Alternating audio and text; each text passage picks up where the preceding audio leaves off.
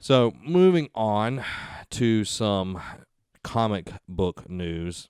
The Flash movie villains rumored to be the Rogues. Now, we've seen Batman. Him and Spider-Man probably have the best Rogues gallery there are. Superman has okay villains. He has one or two that's actually worth even watching. But Batman and Spider-Man have always had great Rogues galleries. And the Flash has okay ones, but it's kind of weird. Now, this is just a rumor. A rumor suggests that the Flash will be up against the Rogues in his DC standalone movie. Heroic Hollywood claims that Barry Allen will face the loosely associated criminal group, which includes Captain Cold, Mirror Master, Heatwave, Weather Wizard, the Trickster, Pied Piper, the Top, and Captain Boomerang. Members of the Rogues have already appeared in The Flash, of course, and Gray Damon was recently cast as Mirror Master for the third season. Flash will hit theaters March 16th in 2018. I think this will be a good thing. I think Ezra Miller he has the look, he has the cutting wit that will be needed for Barry Allen. I know I've been upset that it's not a connected universe, but now it's happening, so I'm not going to complain about it. I think using the Rogues is the best way to do it. The only one that could really stand on his own would be Gorilla Grodd.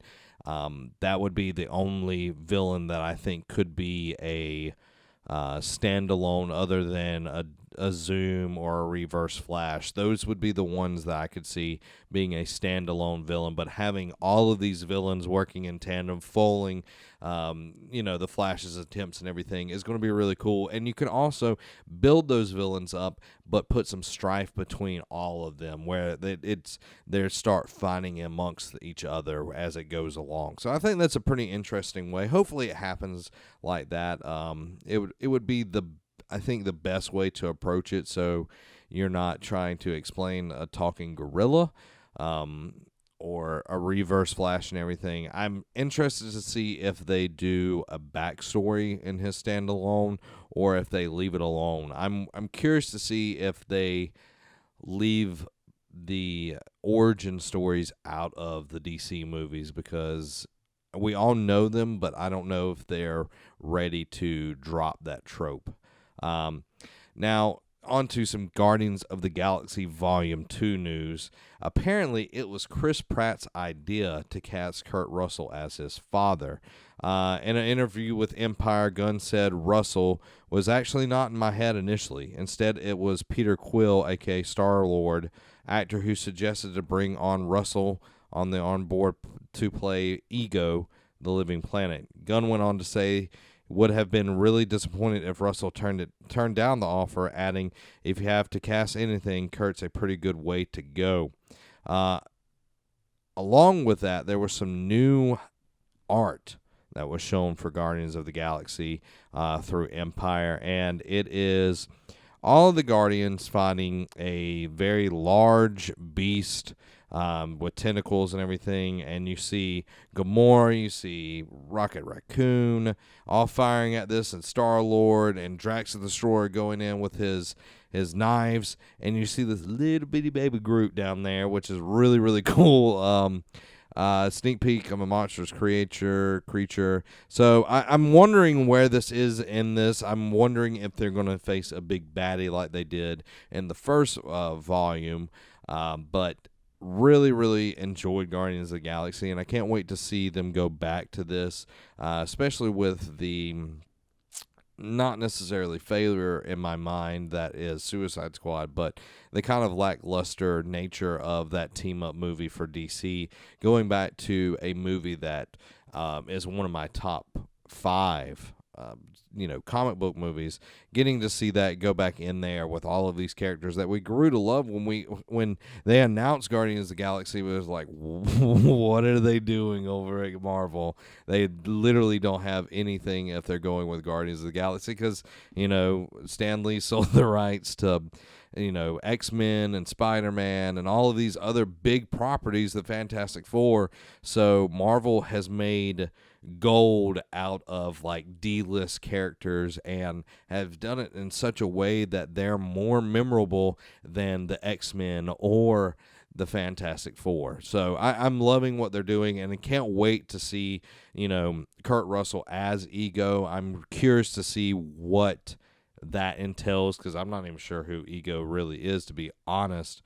His costume's pretty interesting as well, but I'm really, really liking what they're doing with that. And there was another set of info that was given out about another Marvel movie, and that's Thor Ragnarok. Now, Thor Ragnarok looks like it's probably going to be way better than the first two and seems pretty intriguing. And before I even get into this, if you haven't seen the mockumentary about Thor and what he did during Civil War, go check it out. It is worth it. It's funny. It's kind of it's some irony in there, so check it out. It's definitely worth the watch. But Thor Ragnarok, they've kind of nailed down where some things are happening. It's going to be happening in New York and Brisbane in Australia. And they had some different photos that have been going out, but it showcase some pictures in New York with Loki himself and Loki and Thor sitting in front of a newsstand. Loki looks really good with his black on black, even though he's dating Taylor Swift. Don't like that. But here's some possible spoilers that you might want to not listen to. There is a photo on set of Hemsworth holding a piece of paper, and on that piece of paper, now this is spoilers, okay, just warning you, it says 177A Bleecker Street. Now, if you're a comic book fan, you know what that means. That is the address to Doctor Strange, Sanctum Sanctorum in Greenwich Village, in New York. So this is not confirmed that Benedict Cumberbatch is going to be in Thor Ragnarok, but if he has a card with that in there, I can just pretty much safely assume that he's going to be in the movie if it's just a short cameo. Really looking forward to that. I know I give the Thor movies a lot of flack because of Robbie and everything, but I think Ragnarok will be really, really good, even though it has Jeff Goldblum in there as the Grandmaster. And I hope that we get, the start of the Hulk world, where he's the gladiator and everything. I think that would be a really interesting way to make a Hulk movie by itself.